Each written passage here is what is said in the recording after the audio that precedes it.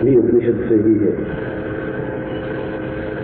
उपनिषद का नाम है श्वेता श्वेतरोपनिषद। श्वेता श्वेतरोपनिषद का मतलब है कि हम अज्ञानी हैं या ज्ञानी हैं, श्वेत या अश्वेत, काले हैं या गोरे हैं। इन सबको विभक्त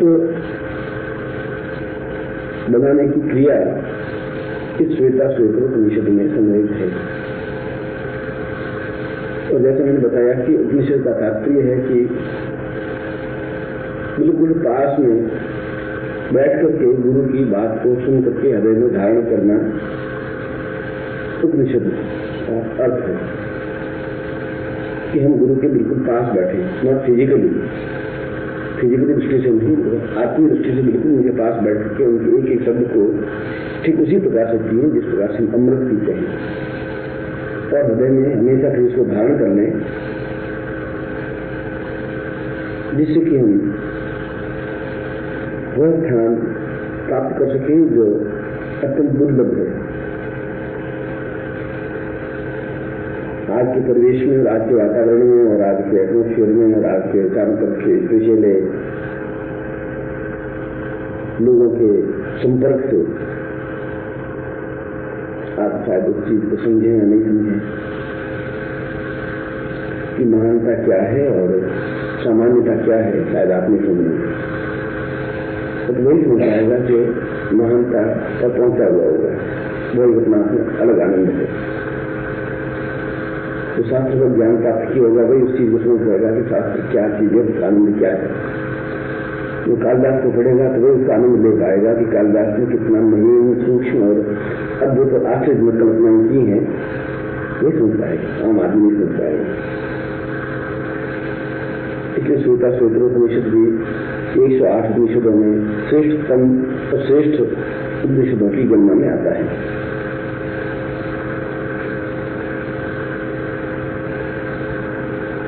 उसमें एक श्लोक है, बढ़तां सदैव भवतां नरमेव तुल्यं अज्ञानान्ध बढ़तां गौतम सेव कक्षात् परिवतां कर्मे नरेण दुर्भाग्य भाग्य वदतां सहितं पवित्र। बहुत सुंदर श्लोक है और जीवन में उतारने लायक श्लोक है। उसने कहा कि भाग्य और अभाग्य की चीज नहीं होती।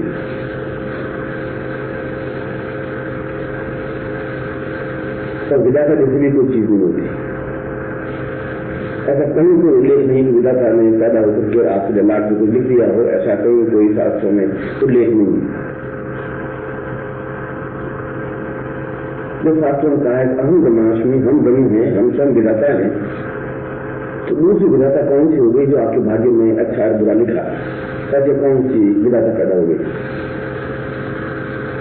विधाता नहीं, ब्रह्मा, निर्माण करने वाला, निर्मित करने वाला, रचना करने वाला, लिखने वाला। और जब विधाता है ही नहीं तो भाग्य भी कोई ऐसी चीज नहीं, उसका निर्माण भी हम ही करते हैं। क्योंकि यदि हम ब्रह्म हैं तो, यदि हम पढ़े लिखे हैं अंग्रेजी तो शैली और क्रिस को पढ़ करके समझ सकते हैं, मिल्टन और शेक्सपियर को पढ़ सकते हैं, समझ सकते हैं। अंग्रेजी पढ़े लिखे नहीं है तो उन कवियों की मूल आत्मा को, मिल्टन की काव्य की गहराई को नहीं समझ पाएंगे, या शेक्सपियर के वकीलों को नहीं समझ पाएंगे।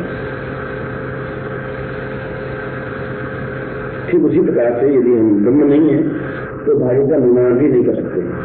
जो नहीं निर्माण कर सकते लोग विनाशकारी थे, तो विनष्ट है, उसको अभाग्य नहीं कहते कि ये हमारा भाग्य है कि हमें अच्छी तरह से रोटी नहीं मिलती, ये हमारा भाग्य है कि हमारे पास मकान नहीं है, ये हमारा भाग्य है कि हमने उन्नति नहीं की, ये हमारा भाग्य है कि हमने पुरुषार्थ नहीं किया, या नीचे नहीं उठे, या सफल नहीं हुए, या पूर्णता प्राप्त नहीं की, या प्रोग्रेस नहीं की, या प्रमोशन नहीं किया। ये सब हमारा केवल ईश्वर पर आश्रित होने की एक आदत पड़ गई, तो बहुत बड़ी बात है ये शास्त्र में।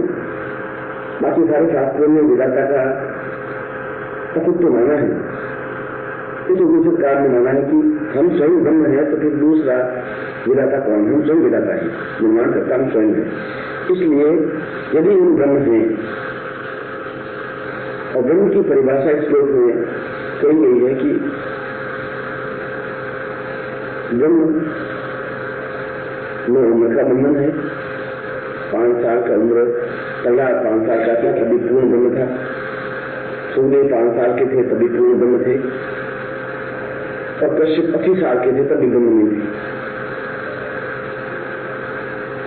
जो गुरु के समीप रह सकता है और गुरु के हृदय में प्रवेश कर सकता है, वह ब्रह्म है, जो इस श्लोक को परिभाषा दी है। जो गुरु के समीप रहता है फिजिकली या मेंटली, मानसिक रूप से या शारीरिक रूप से, और फिर उसके हृदय में प्रवेश कर सकता है, का मतलब है कि गुरु को भी आपका स्मरण रहे।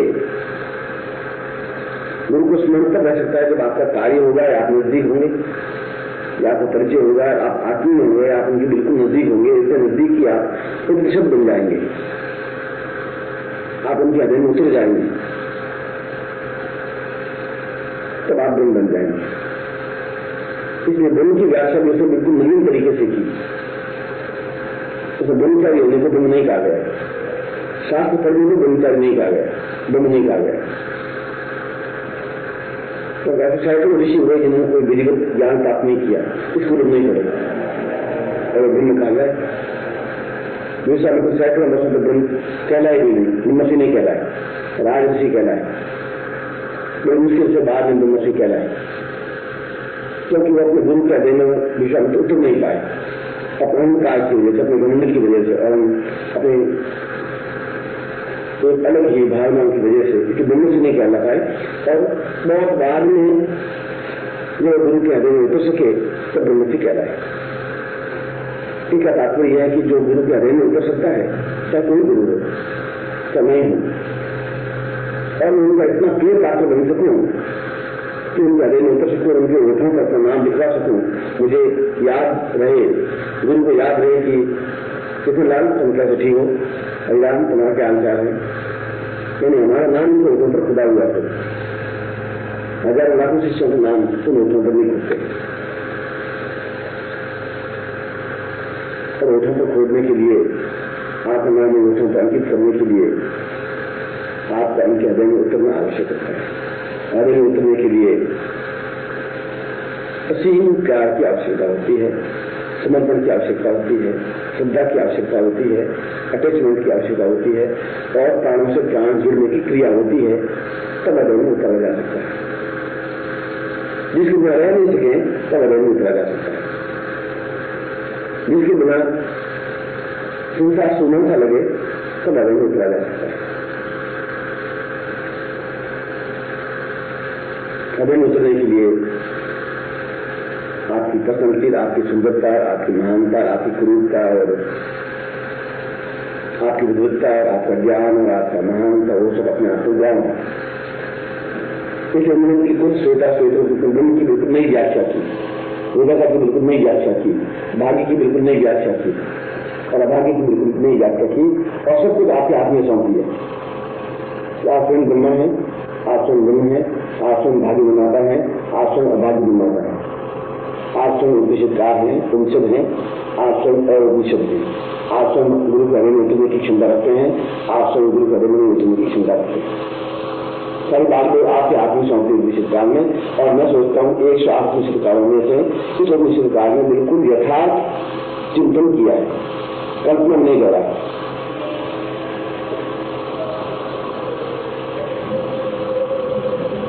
और इस श्लोक के मैंने कहा कि श्लोक अपने आप में सोने के अक्षरों में लिखने योग्य है, इसलिए कि पहली बार एहसास हुआ, गर्व हुआ कि मैं सामान्य मनुष्य नहीं हूं, मैं खुद नियंता हूं, निर्माण करता हूं, मैं कुछ हूं, बहुत कुछ हूं, और मैं अपना खुद का निर्माण करने वाला हूं, और ऐसा निर्माण करने वाला हूं कि मैं एक सामान्य श्रेणी से प्रारंभ होकर के बहुत ऊंचाई तक पहुंचने वाला हूं। पैदा होते समय महापुरुष व्यक्ति नहीं बनता, एक भी महापुरुष पैदा नहीं हुआ, आगे जाकर के महापुरुष बने। शुरू में कोई राम अपने आप में महापुरुष थे नहीं, या कृष्ण महापुरुष थे नहीं, या बुद्ध महापुरुष थे नहीं, तो राजा के पुत्र थे ये सब। शुरू में तो सामान्य बालक थे, वैसे ही दौड़ते थे, वैसे ही घूमते थे, वैसे ही रेत में खेलते थे, वैसे ही बिस्तर को पेशाब करते थे, वैसे ही देखते थे जैसे आप और हम हैं। बाद में जाकर के उन्होंने इस चीज को समझा जो मैंने अभी आपको उल्लेख किया कि मुझे कुछ निर्माण करना है, मुझे कुछ बनना है, क्योंकि मेरी भागदौड़ मेरे हाथ में है। जब ये भाव 24 घंटे आपके मानस में रहेगा तब ये भाव रहेगा कोई काम छोटा है बड़ा नहीं होता। इसलिए कि मैं अब अपना खुद का हूं नहीं, मैं तो किसी का देन उतर चुका हूं। जब उतर चुका हूं तो ये उसकी ड्यूटी है, उनकी ड्यूटी है कि वह मुझे उस जगह पहुंचाए। पत्नी शादी करने के बाद निश्चिंत हो जाती है, जब उनकी ड्यूटी है मुझे झोंपड़े में रखे या महल में रखे, या गहने पहना है या नहीं पहना है, या अच्छे कपड़े पहना है या नहीं पहना है, या समाज में असम्मानित करे या सम्मानित करे, या मुझे मारे या मुझे प्यार करे, वो अपने आप को अपना हाथ उसके हाथ में सौंप देती है। इसलिए कबीर ने कहा है कि मैं राम की बहुरिया हूं, सूर्य ने कहा है कि मैं राम की प्रेयसी हूं, प्रेमिका हूं। इसलिए जायसी ने कहा है पद्मावत में कि मैं तो सही अर्थों में एक नारी ही हूं जो केवल ईश्वर की चेरी हूं, दासी हूं। ये सब पुरुष थे जिन्होंने ये बातें कही, ये सब पुरुष थे।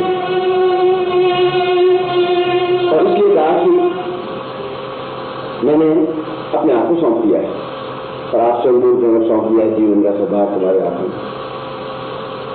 और जीत तुम्हारे हाथों में, और हाथ तुम्हारे हाथों में। आपने खुद भी अपनी अभी 2 मिनट पहले बोला, मगर ये जीवन में उतारने की क्रिया होनी चाहिए, बोलने की क्रिया नहीं होनी चाहिए। डिफरेंस यही है, बोलने की क्रिया से आप अपने आप में रहेंगे, जो करने की क्रिया से आप उनकी आगे में उतर सकेंगे। अंतर यही कराता है। जब आप अपने आप को पूर्ण रूप से समर्पित कर देंगे, पूर्ण रूप से समर्पित करने का मतलब है कि आप अपने अस्तित्व एक बात खो देंगे, एक बात भूल जाएंगे कि मैं क्या हूं, तो फिर आप सब कुछ प्राप्त कर देंगे। और जिसने खोया है उसने सब कुछ प्राप्त किया है। मैंने सुबह 1 घंटा खोया है, सुबह उठा स्नान किया, 1 घंटा खोया है, तो बहुत कुछ पाया है। आप जैसे शिष्यों को आपके सामने बैठा हूं, बातचीत कर रहा हूं, तो खोया है तो ये पाया है, वो नहीं खोया तो ये नहीं पाता। बिना खोए कोई प्राप्त नहीं किया जा सकता, और खोने के लिए चिंतन नहीं किया जाता। खोने के लिए तो अंदर का भाव होना चाहिए। तो अंदर के भाव के लिए सबसे पहली और सबसे आखिरी सब संकल्प शक्ति की दृढ़ता होती है। ये मैं श्लोक का उत्तर समझा रहा हूं। जो संकल्प शक्ति है वही आदमी को ठीक ऊंचाई तक पहुंचा सकती है। कल मैंने प्रवचन में कहा था कि हम द्वंद्व में जीते हैं और पूरा जीवन द्वंद्व में बिता देते हैं। चाहे आप गृहस्थ हैं, चाहे आप सन्यासी हैं, चाहे आप शिष्य हैं, चाहे गुरु हैं, पूरा जीवन द्वंद्व में बिताते हैं। जीवन अच्छी साल में सोचते हैं क्या करूं क्या नहीं करूं, इस बेटे को प्यार करूं, इस बेटे को प्यार करूं, कि ये करूं या ये नहीं करूं, या ऐसा करूं या ऐसा नहीं करूं। प्रत्येक क्षण आपके मन में तर्क वितर्क चलता ही रहता है, आप निर्णय नहीं कर पाते। प्रत्येक में आपको जिधर ठेलती है आप ठेल जाते हैं, क्योंकि आप अपने हाथ में नहीं होते। ऐसे व्यक्ति सामान्य व्यक्ति होते हैं। और कल मैंने बताया था कि बहुत मुट्ठी भर व्यक्ति, लाख में से 1-2 व्यक्ति अपना जीवन अपने हाथ में रखते हैं। और मुझे जब राजा बना तो उसको राजगद्दी, उसको हाथी पर बिठाया। क्या हाथी पर बैठिए, हाथी पर बैठ करके आपका राज तिलक किया जाता है। हमारे राजपूत युग में यह परंपरा है। तो औरंगजेब पहली बार हाथी पर बैठा, सीढ़ी लगा करके। हाथी पर ऊंचा होता है और हाथी पर बैठ करके साथ में सीढ़ी लगाई जाती है, जैसे दीवार पर चढ़ने की सीढ़ी लगाई जाती है। सीढ़ी पर चढ़ करके फिर हाथी पर बैठा जाता है। बैठने के बाद कहा कि मुझे लगाम दीजिए जिससे मैं चला, जैसे घोड़े की लगाम होती है, ऊँट की लगाम होती है। तो साइंस है आलम, हाथी की लगाम नहीं होती। तो फील्ड है उसको चलाता है, तो तुम सीढ़ी से नीचे उतर गए, तो मैं उस सवारी को नहीं कर सकता जिसकी लगाम मेरे हाथ में नहीं, मैं उस सवारी को नहीं कर सकता, तो सवारी मेरे काम से नहीं, वो जीवन भी आपके काम का नहीं है जिसकी लगाम आपके हाथ में नहीं। आप ही शिष्य और गुरु का एक आत्मा, आप इसमें पियो क्योंकि आप अपने आप समर्पित कर चुके। इसलिए वह जीवन जो आपके हाथ में नहीं है, वह जीवन जीना अपने आप में बेकार है। वह जीवन अपने आप में गुरु के साथ आपकी सामीप्यता और प्रसन्नता के सामीप्यता, माधुरी के साथ सामीप्यता, पूर्णता के साथ सामीप्यता, आज्ञाकारिता के साथ सामीप्यता, प्रेम के साथ सामीप्यता, मजबूरी के साथ सामीप्यता नहीं हो सकती। छल और झूठ, कपट और षड्यंत्र के साथ सामीप्यता नहीं होता। चाहे कोई सुने या नहीं सुने, देखे या नहीं देखे, आप गली में कोई गाली दे देंगे, वो चाहे मैं सुनूं या कोई गुरु सुने या किसी से सुने, वो जरूरी नहीं है। वातावरण में वो बात जरूर तैरती है जो आपको नीचे को धरातल अपने आप उतार देती है, आपको उतार देती है। वो चाहे सामने वाला नहीं सुना, ये कोई जरूरी नहीं है कि आप मेरे सामने सुने या नहीं सुने, या मुझे कुछ कहें, मेरी प्रशंसा करें या मेरी चापलूसी करें या मेरी तारीफ करें या मेरी बुराई करें या मेरी निंदा करें। आप जब भी ऐसी बात करते हैं इसका मतलब एक सीढ़ी आप नीचे उतर गए।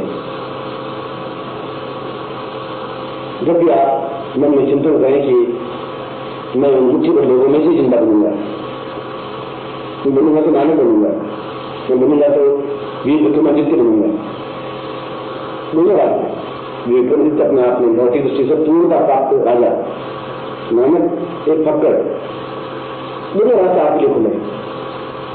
राजा की तरह जिए तो राजा की तरह जिए, मैं गधे की तरह काम करें तो राजा की तरह जी पाएंगे। शेक्सपियर ने कहा है कि लेकिन गधे की तरह काम करना चाहिए और बाद में राजा की तरह जीवन व्यतीत करना चाहिए।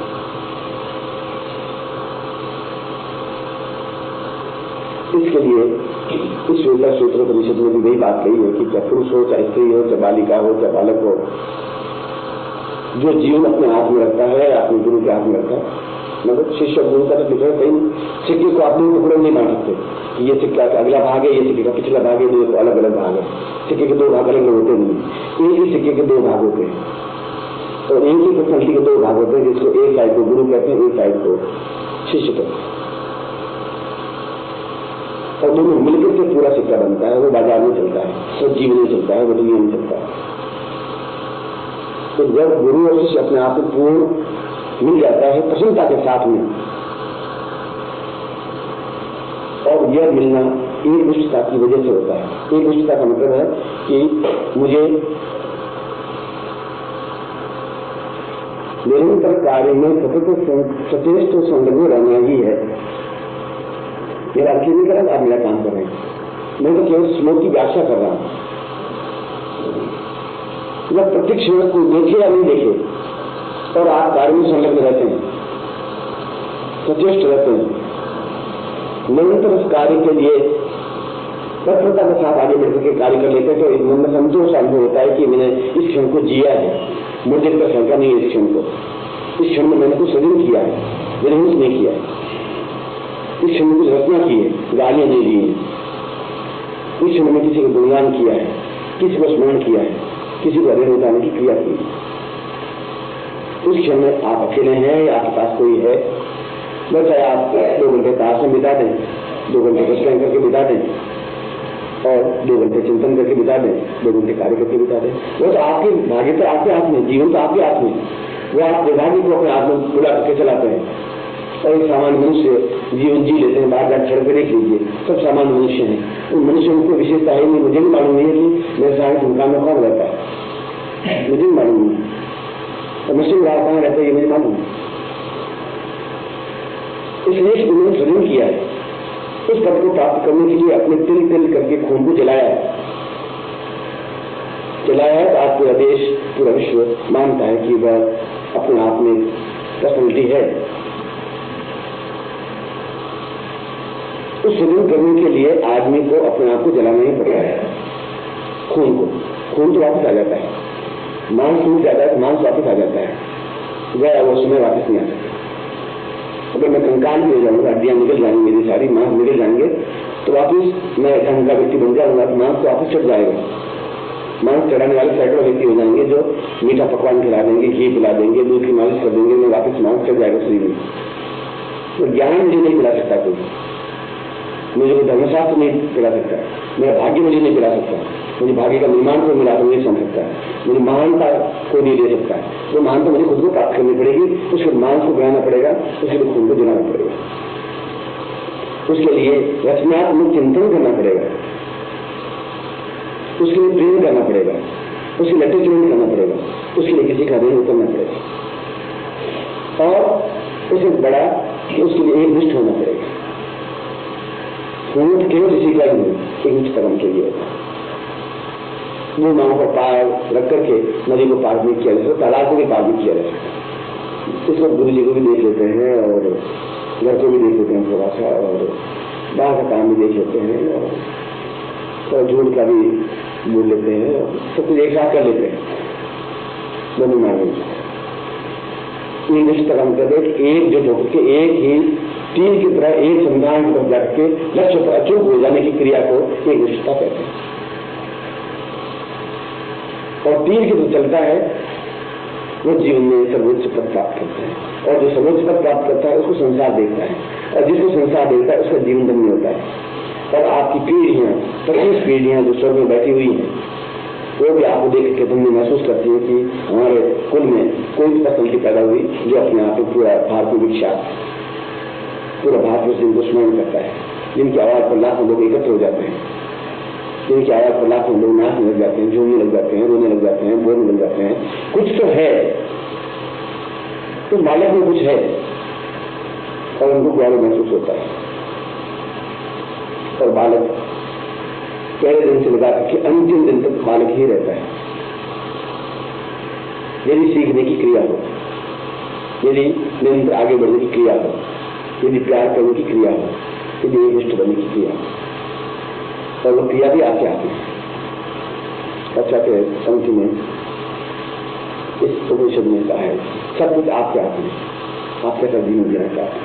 घटिया गप्पे मारते हुए, रोते झीलते हुए, मजबूरी में, दुख में, अपने आप के जीवन को बर्बाद करते हुए, या अपने आप को एक निष्ठता प्राप्त करते हुए, जीवन का प्रत्येक क्षण आनंद के साथ व्यतीत करते हुए, मुस्कुराहट के साथ में, आनंद के साथ में, मुक्ति के साथ में, चिंतन के साथ में, कार्य में डूबते हुए और अपने लक्ष्य की ओर बढ़ते हुए आप कैसा जीवन व्यतीत करना चाहते हैं तो आपके हाथ में।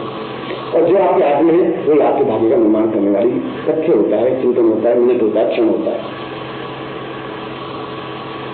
इसलिए प्रत्येक क्षण में आपके पास आने से पहले 4 पेज लिख के आए, तो लिखा हुआ टेबल पर जाके देखिए,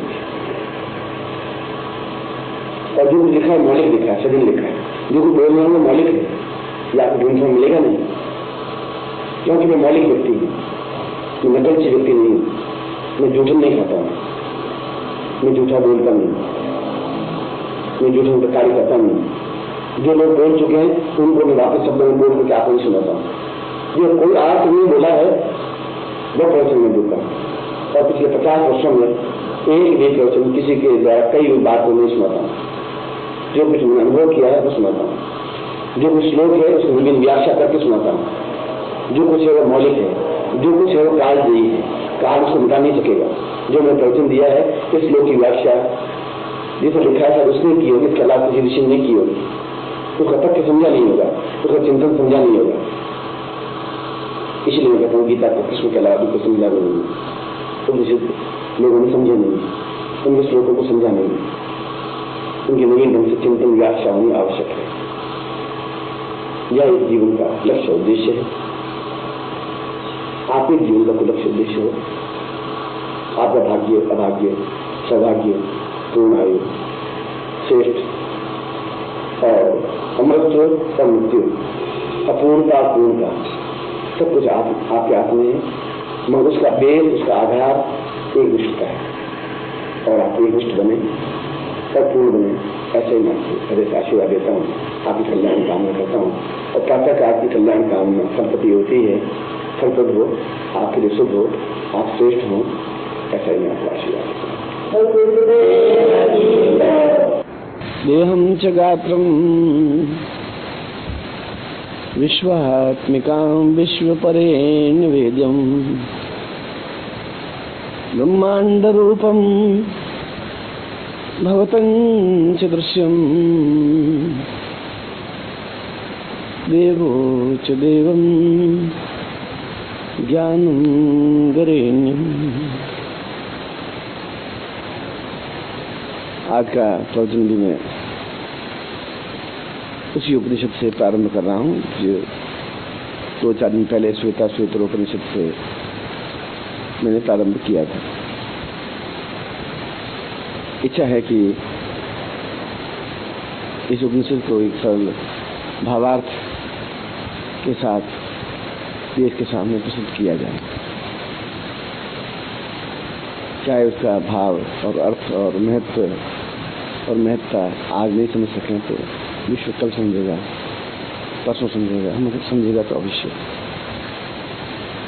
और जब समझेगा उस समय हमारा लिखा हुआ ग्रंथ सबसे आगे की पंक्ति में खड़ा होगा। इस लोक में ऋषि ने अपने सारे ज्ञान के सागर को 4 लाइनों में बांध करके रख दिया है और उन्होंने कहा है कि व्यक्ति में सबसे बड़ी कमी यह है, और उसमें कमी है ही, ये भी सब साथ में लिखा है, और यह कमी रहेगी भी, कि वह समझते हुए भी ना समझ बना रहता है, जानते हुए भी अज्ञानता अपने अंदर स्थापित करता रहता है, प्रकाश की किरण बिखेरने पर भी वापस प्रकाश पर अंधकार को ढाल देता है। उसका कहने का तात्पर्य यह था कि ऋषि ने कहा कि मैं समझा रहा हूँ शिष्यों को, मैं शिष्य 5 मिनट के बाद फिर इस मैंने ज्ञान का जो कुछ एक किरण बिखेरी है इसके वापस अंधकार को ढक देंगे और मेरा कहा हुआ बेकार हो जाएगा, और वापस जो चिंतन मैंने प्रस्तुत किया है वह चिंतन उनके मन में 2 मिनट या 5 मिनट रहेगा, उसके बाद में वह चिंतन वापस उसके ऊपर रेत जम जाएगी और वह चिंतन अपने आप में समाप्त हो जाएगा। यह व्यक्ति का स्वभाव है, और धक्का मार करके आगे निकल जाता है, वह अपने आप में ऊंचाई की ओर पहला सीढ़ी रखता है, पहला पांव रखता है। तो पहली बात तो यह कही कि व्यक्ति जानते हुए भी अनजान बना ही रहता है, क्योंकि अनजान बना रहना उसकी प्रवृत्ति है।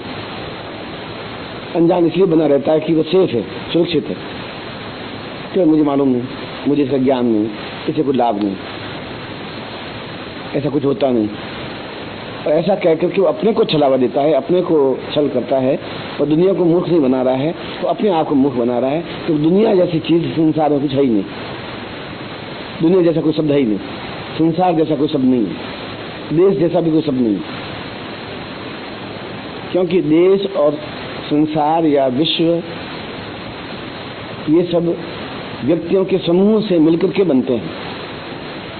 देश जैसा चीज ऐसी कोई चीज नहीं कि देखो ये देश है, ऐसा तो कुछ नहीं कर सकते, वो नक्शा है, देश तो वो नहीं बने। देश के लिए आवश्यक है कि लोग हों, एक निश्चित भूभाग पर रहने वाले लोग उस देश के निवासी कहलाते हैं। आप भारतवर्ष में रहते हैं इसलिए भारतवर्ष है, भारतवर्ष में मनुष्य रहेगा ये भारतवर्ष होगा ही नहीं, इसलिए देश जैसी चीज नहीं, मनुष्य जैसी चीज है। चाहे वह मनुष्य लूला हो, लंगड़ा हो, ज्ञानी हो, अज्ञानी हो, अंधकार में हो, कैसा ही हो, और यदि वह नहीं समझेगा तो देश भी नहीं समझेगा। वह अंधकार में होगा तो देश भी अंधकार में होगा। इसलिए प्रत्येक व्यक्ति अपने आप में देश है, प्रत्येक व्यक्ति अपने आप में राष्ट्र है, क्योंकि वो मिलकर के ही देश या राष्ट्र बनता है। इसे राष्ट्र पुरुष की कल्पना की गई है, श्वेता श्वेतरोपनिषद में राष्ट्र भूभाग की कल्पना नहीं की गई है। व्यक्ति राष्ट्र है, राष्ट्र कोई चीज नहीं है, देश कोई चीज नहीं है, संसार कोई चीज नहीं है। आप और हम मिल करके बैठे हैं तो समाज है। ये तेली समाज है या ये सुथार समाज है या ये भंगी समाज है या जो भी शब्द मान लो प्रयोग किया गया है, तो वह एक समुदाय विशेष है। इनमें लोग हैं कुछ जात, मतलब 500 एक ही जाति के एक ही तरह के काम करने वालों के घर हैं, इसलिए वह जाति है, वह समाज है। इसलिए कहते हैं ये ब्राह्मण समाज है कि ये क्षत्रिय समाज है कि ये वैश्य समाज है, और फिर समाज मिल जाता है तो फिर देश बन जाता है। तो मूल आधार तो मनुष्य हुआ। और मनुष्य अपने ऊपर अंधकार की चादर ओढ़ लेगा, ज्ञान की चादर ओढ़ लेगा, तो उसको ज्ञान आ ही नहीं सकता। और मनुष्य जानबूझ अनजान इसलिए बना रहता है कि उसमें सेफ इसलिए रहता है कि उसको उसके लिए प्रयत्न नहीं करना पड़ता, इसलिए देश आगे नहीं बढ़ पाता। या तो वो भौतिक क्षेत्र में आगे बढ़ जाएगा तो आध्यात्मिक क्षेत्र में बिल्कुल पिछड़ जाएगा, जैसे अमेरिका है, उस पर अणुबम है, मनुष्यों को प्रसन्नता देने योग्य कोई चीज़ नहीं है, आह्लाद देने वाली कोई चीज़ नहीं है। और आप अमेरिकियों को देखा नहीं होगा, वे हरदम उदास, तनाव, चिंताग्रस्त, परेशान और दुखी रहते हैं। एक भी अमेरिकन व्यक्ति के चेहरे पर मुस्कुराहट नहीं है। मुस्कुराहट शब्दकोश में रह गई है वहाँ पर, एक यंत्र बन गया है वहाँ पर। व्यक्ति, उनकी पत्नी, उनकी बेटी, उनका बेटा, उनका परिवार, उनका घर। क्योंकि मैंने उस समाज को देखा है, एक बार नहीं 10 बार उनके यहाँ 2-2 महीने रहा हूँ। सुबह 4-5 बजे उठते हैं, दौड़ते हैं, स्नान करते हैं और पत्नी भागती है अपनी नौकरी की तरफ। उनको ये चिंता नहीं पति उठा कि नहीं उठा, और पति फिर उठता है, रात स्नान करके तैयार होता है, पैंट पहनता है और खुद चाय बनाता है, पी करके भाग जाता है। बेटी फिर अपनी खुद की चाय बनाती है, भाग जाती है, क्योंकि प्रत्येक का नौकरी अलग अलग है। और हफ्ते में एक बार सब मिल पाते हैं संडे के दिन, तब मालूम पड़ता है कि ये मेरे पिताजी हैं, इनका चेहरा ऐसा है, ये मेरा बेटा है, इनका चेहरा ऐसा है, ये मेरी पत्नी है, इनका चेहरा ऐसा है। बाकी वो रात को कोई 10 बजे आता है, कोई 11 बजे आता है, कोई 9 बजे आता है, डिनर बाद में बाहर लेते हैं, लंच बाहर खाते हैं, और वह सब आह्लाद, वह सब खुशी समाप्त हो जाती है, क्योंकि वो भौतिक क्षेत्र में बहुत आगे बढ़ गए और उनका ये जो मूल उत्स है, जो मूल ज्ञान है, वो समाप्त हो गया। और ये समाप्त हो गया तो फिर जीवन का कोई अर्थ है ही नहीं। और यदि आध्यात्मिक क्षेत्र में बहुत बढ़ गया और उनके पास भौतिक क्षेत्र नहीं है, तभी बेकार हो गया। इसलिए उस भौतिकता को आध्यात्मिकता से प्राप्त किया जा सकता है। मैं आध्यात्मिकता का शब्द धर्म से नहीं लेता हूँ, अध्यात्म धर्म नहीं है। धर्म तो एक अलग चीज है कि आप मजबूर हैं कि आप हिंदू घर में जन्म ले लिया इसलिए आप हिंदू हैं, यही आप मुसलमान के घर में जन्म ले लेता, मुसलमान बन जाते, ईसाई घर में जन्म लेता, ईसाई बन जाते। आपके हाथ में नहीं था ईसाई बनना या मुसलमान बनना या हिंदू बनना, यह तो एक संयोग है, चांस है कि किसी हिंदू के घर में जन्म ले लिया, आपकी चॉइस नहीं थी। और आदमी उस चादर को ओढ़ करके, अंधकार की चादर को ओढ़ करके, अज्ञान की चादर को ओढ़ करके बहुत प्रसन्नता महसूस करता है। और उपनिषद का कहता है इसलिए मेरा सारा प्रयोजन कहना व्यर्थ है, तो समझेगा ही नहीं, आदमी समझने की कोशिश नहीं करेगा। जो कोशिश नहीं करेगा तो फिर मेरा बकना, मेरा चिल्लाना, मेरा चीखना अपने आप में व्यर्थ हो जाएगा। वो अपने शिष्यों को बता रहा है। और फिर इस श्लोक में बताया गया है कि जीवन का उद्देश्य क्या है, आखिर जीवन का लक्ष्य क्या है। कोई तो लक्ष्य होना चाहिए, फिर जीवन का लक्ष्य क्या है। और उनसे कहा जीवन का लक्ष्य भौतिक आध्यात्मिक दृष्टि से सर्वोच्चता प्राप्त करना जीवन का लक्ष्य है। ऊंचाई प्राप्त करना नहीं कहा है, सर्वोच्चता प्राप्त करना जीवन का लक्ष्य है। और उसने भौतिक और आध्यात्मिक दोनों शब्द प्रयोग किए। भौतिकता का अर्थ तुम्हारा मतलब अगर बहुत बड़ा महल, विलास, वैभव, धन, दौलत, यश, अय्यास और साथ होटल है तो गलत है। भौतिकता का मतलब है कि कहीं किसी के सामने हाथ नहीं फंसाना पड़े और जहां जितनी जरूरत हो मुझे प्राप्त हो जाए, उसको भौतिकता कहते हैं। जितनी जरूरत हो, मेरी लड़की के शादी के लिए किसी हाथ फंसाना नहीं पड़े, जितनी जरूरत है उतने प्राप्त हो जाए। जरूरत से ज्यादा मतलब उसके बाद तनाव ही तनाव, उसका कोई अंत नहीं है। क्योंकि आवश्यकता से ज्यादा इकट्ठा होते ही तृष्णाएं स्टार्ट हो जाएंगी। फिर एक पंखा नहीं 2 पंखे लगने चाहिए, ये पंखा ये नहीं, वो ब्राउन पंखा लगना चाहिए, वो नहीं, फिर एक कूलर लगना चाहिए, कूलर ठीक नहीं, फिर एसी लगना चाहिए, एसी ये भी ठीक नहीं, फिर एसी लगना चाहिए। मतलब फिर वो तृष्णाएं बढ़ जाएंगी और तृष्णाएं वही वापिस चादर ओढ़ लेगी अंधकार की। तो उसने कहा सर्वोच्चता प्राप्त करना जीवन का लक्ष्य है और सर्वोच्चता का प्रारंभ अंदर से प्रारंभ होता है, मन से प्रारंभ होता है। इसलिए रुद्राभिषेक में या यजुर्वेद में कहा गया है तस्मै मनः शिव संकल्पमस्तु। जीवन की सर्वोच्चता मन है, जीवन की सर्वोच्चता मन में धारण करने की शक्ति है, जीवन की सर्वोच्चता मन में उस चिंतन को बिठाने की शक्ति है, जीवन की सर्वोच्चता उस अंधकार को परे धकेलने की जरूरत है। और वह अंधकार धकेल करके दूर किया जा सकता है। निश्चय कर लिया जाता है कि मुझे ऐसा करना है। अब उस बीच में जब अंधकार आया फिर आपने उसको धकेल दिया, फिर मैंने विचारा कि नहीं ये गलत है, मुझे करना ये है। और ये संघर्ष उसको करना पड़ेगा, उसको लड़ना पड़ेगा, तो अपने मन से लड़ना पड़ेगा। पड़ोसियों से लड़ने से और पड़ोसी आसपास से लड़ने से वो मामला हल नहीं हो पाएगा। और मन से हम कैसे लड़ें? और मन से इसलिए लड़े कि यह मन में धारणा शक्ति हो, ध्यान, धारणा और समाधि, 3 शब्द बनाए। ये मन में धारणा शक्ति हो कि मुझे सर्वोच्चता प्राप्त करनी ही है, बस एक ही लक्ष्य, एक ही बिंदु,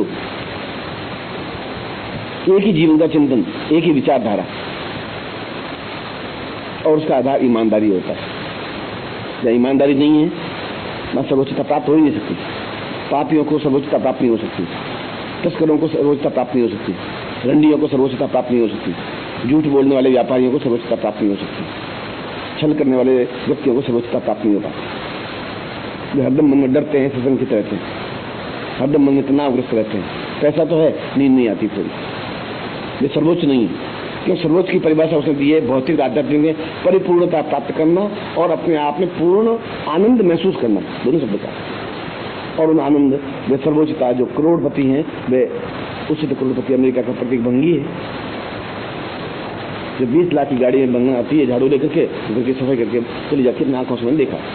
जब न्यूयॉर्क में था तब जिसके घर में भंगन आती थी वो कैडबैक गाड़ी में तो आई, और मैं बालकनी में बैठा हुआ था तो झाड़ू लिए हुए आई, तो आंखों देखी घटना। और आकर के घर की सफाई की, बर्तन साफ किए, जैसा सब किया, और 20 मिनट में साफ करके और गाड़ी में बैठ करके चली गई। मैं वहाँ महावीर प्रसाद जी चतुर्वेदी जिनके घर में ठहरा था, डॉक्टर हैं। उनका कि ये कौन है? उनका कि ये अपने हिंदुस्तान में इनको भंगन कहते हैं। उनका यहाँ की भंगन अगर कैडबैक गाड़ी में चलती है झाड़ू लेकर के, तब तो हम तो कहीं खड़े ही नहीं है। उनका यहाँ तो सभी ऐसा ही होता, नाली साफ करने वाले गाड़ी में आता है और अपनी एरिया में साफ होकर चला जाता है। अब कहाँ तुलना करोगे आप उस वैभव की? भंगन की स्टेज ये है तो व्यापार की स्टेज क्या होगी? वो उनको मैंने फिर भी संतोष नहीं है, इसलिए वह जीवन का आनंद नहीं है। जीवन का आनंद प्रेम है, जीवन का आनंद ईमानदारी है। तो उन्होंने 5 शब्द बोला है उस श्लोक का। पहला ईमानदारी है, तो हम ईमानदारी के साथ में जब तक कार्य करें, ईमानदारी के साथ कार्य करें। रात को सोएं तो पूर्ण मन में संतोष हो कि आज का दिन मैंने पूर्ण ईमानदारी के साथ जिया है। ईमानदारी का मतलब चोरी नहीं करना, इसको ईमानदारी नहीं कहते। आप चोरी नहीं की, आप ईमानदार हैं, ये परिभाषा गलत है। ईमानदारी का तात्पर्य है कि आपने आज के दिन में 4 रोटी खाई है तो 4 रोटी का अदा कर दिया है, या 4 रोटी खाई है तो 8 रोटी का अदा कर दिया। अच्छा, आपके घर में ही सही, मैं अपने परिवार में हूँ और अपने परिवार में 6 रोटी खाता हूँ, तो मेरा उद्देश्य यह है कि 6 रोटी का घर में अदा कर दूँ, सलाह से, कार्य से, प्रेम से, या जो मेरे घर की जो मेरी ड्यूटी 80 साल का हूँ तो 80 साल के हिसाब से कोई कार्य, कोई पद्धति क्रियाशील बना रह करके नौकरी कर रहा हूँ, व्यापार कर रहा हूँ, कहीं पर हूँ। पहली बात ईमानदारी। और दूसरा उसने क्षेत्र चुना है निष्ठा। निष्ठा का मतलब है कि पूर्ण लगन के साथ, परिश्रम के साथ नहीं, लगन के साथ ये मुझे कार्य करना है फिर आज, क्योंकि आज शाम को फिर मुझे सोते समय इतना नहीं रहे कि आज मैंने टाइम तो बर्बाद कर दिया, क्योंकि समय वापस नहीं प्राप्त हो सकता। तुम करोड़ क्या अरब रुपए खर्च करके भी 6 दिसंबर 1995 को वापस नहीं ला सकते, इस जिंदगी में ला ही नहीं सकते। अब आने वाली पीढ़ियां भी नहीं ला सकती। अब जो 6 दिसंबर को आपने काम कर लिया वो हो गया, अब आप नहीं ला सकते उस चीज। तो समय तो अपने आप में मूल्यवान है। निष्ठा का तात्पर्य है कि हमने उस दिन को, उस क्षण को जी लिया और ढंग से जी लिया, ईमानदारी के साथ जी लिया, निष्ठा के साथ जी लिया, काम करके जी लिया। और तीसरा उसने बताया है कि उस सर्वोच्चता को प्राप्त करने के लिए एक आह्लाद की रोशनी अंदर पैदा करनी पड़ेगी, कि जब ये 2 चीजें होंगी तो फिर आह्लाद नहीं होगा, क्योंकि चादर ओढ़ी हुई अंधकार की, आलस्य की। जब ये दोनों चीजें होगी कि काम करना है, निष्ठा के साथ काम करना है, तो बड़ा संघर्ष करना पड़ेगा। और निष्ठा के साथ और परिश्रम के साथ काम करना है दिन भर में, तो मन में एक बड़ी, रात को सोते समय एक दिन भर में दुविधा सी रहेगी और मन बड़ा आलस्य की तरफ बढ़ेगा कि छोड़ो क्या है, ये सब कहने सुनने की बात है। और ऋषि तो पहले ही कह रहा है कि मैं कहूँगा, और अभी आप यही सोचेंगे कि ये सब कहने सुनने की बात है, ये पोथियों की बात है, ये किताबों की बात है, ये इस व्यक्ति की बात थी। वो कहेंगे पहले कह रहा हूँ, मैं बक रहा हूँ, और आप इस चीज को हृदय में धारण करेंगे नहीं, इसलिए सामान्य व्यक्ति बनकर रह जाएंगे। आप इस समाज में, इस देश में गौरवान्वित नहीं हो पाएंगे।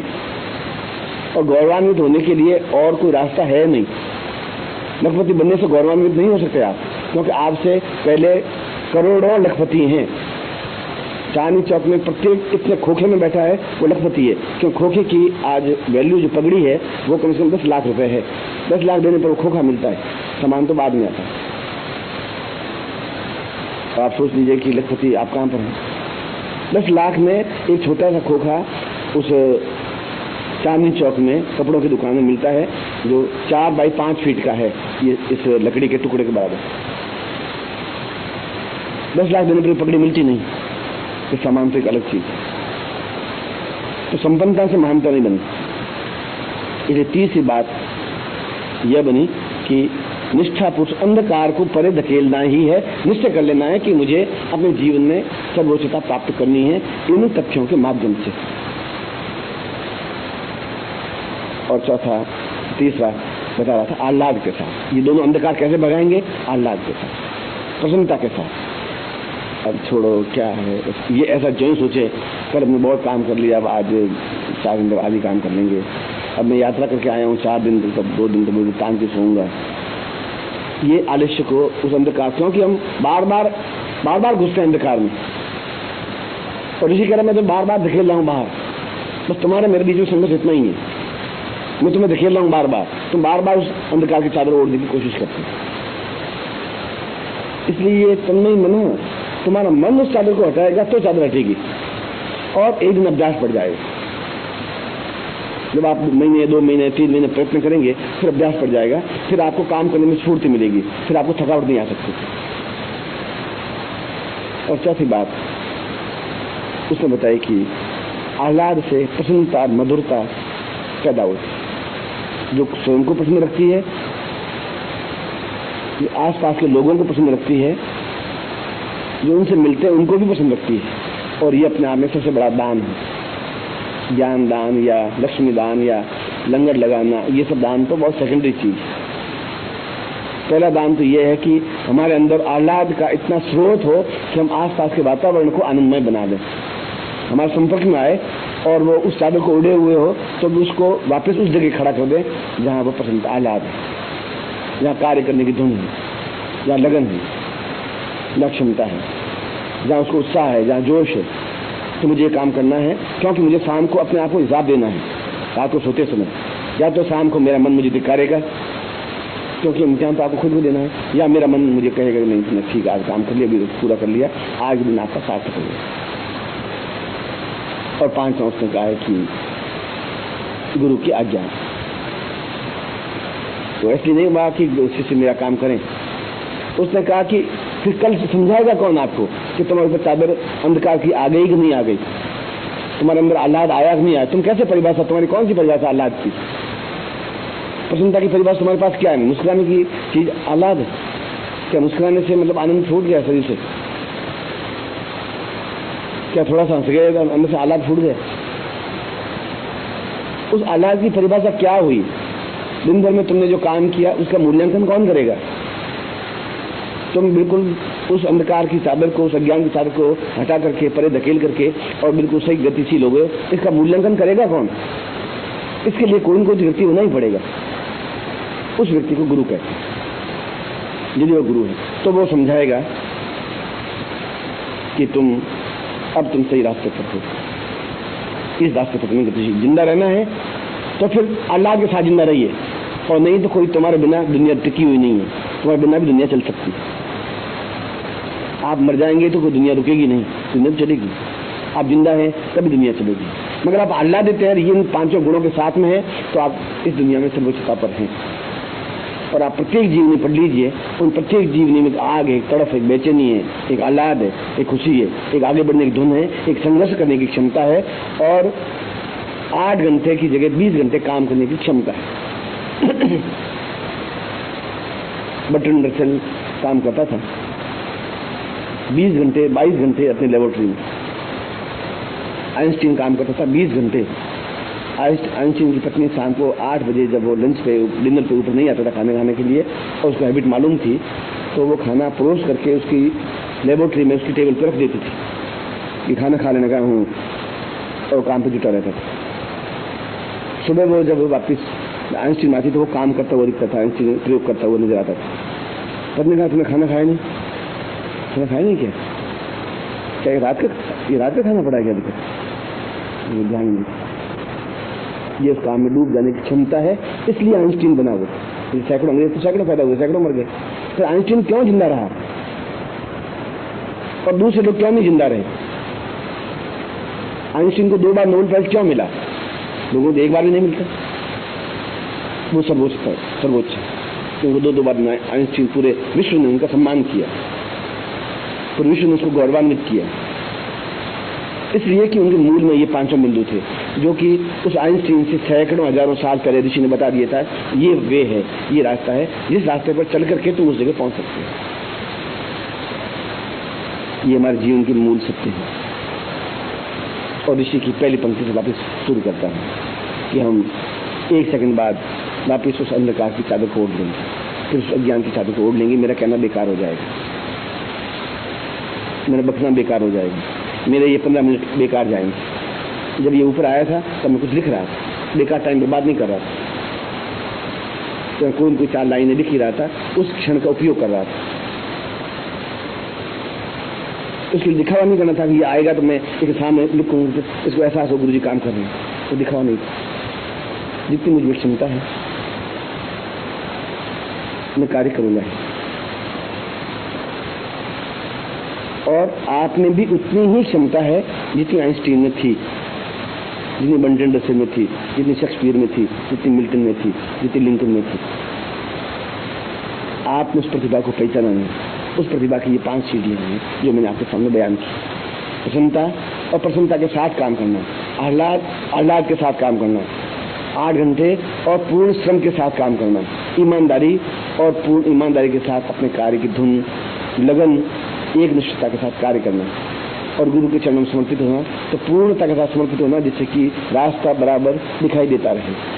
ऐसा नहीं कि फिर अंधकार में चलते रहे, हम सोच रहे हैं ये रोशनी, ये बाहर जो तुम्हें सूर्य की ये रोशनी, उसकी तन नहीं मना संकल्प, मन के संकल्प में रोशनी पैदा होनी चाहिए। इसका मूल आधार प्रसन्नता है। एक वातावरण को बनाना है, जहाँ भी रहे, परिवार में रहे, घर में रहे, समाज में रहे, गली में रहे, मोहल्ले में रहे, डॉक्टर के पास जाएं और कहीं पर भी जाएं, और राक्षसों के बीच में जाएं, हमें आह्लाद बिखेरना है, तनाव नहीं बिखेरना।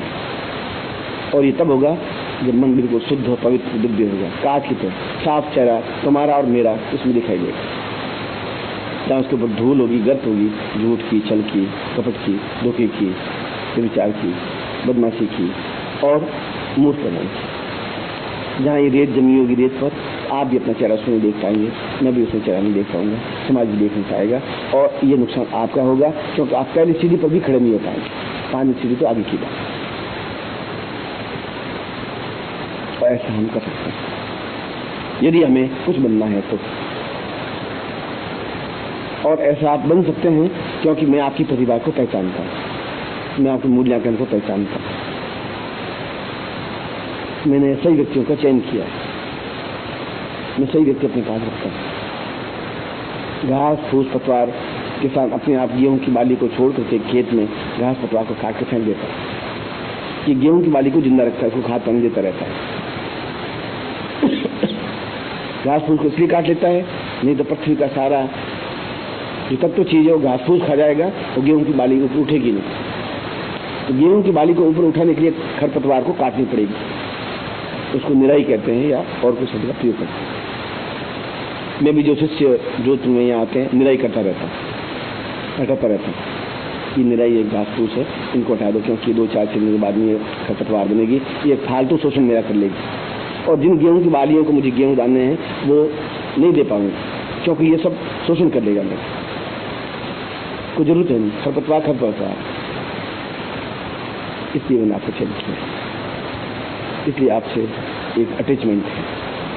इसलिए जो आपने कहा तो मैं तो गुरु था, मैं कह सकता हूँ नहीं, मैंने आप बात कर दी, मैं कह सकता हूँ। मेरी भी ड्यूटी ये है कि अगर आपने प्रेम से कहा है तो मैं आपकी बात को मानूं।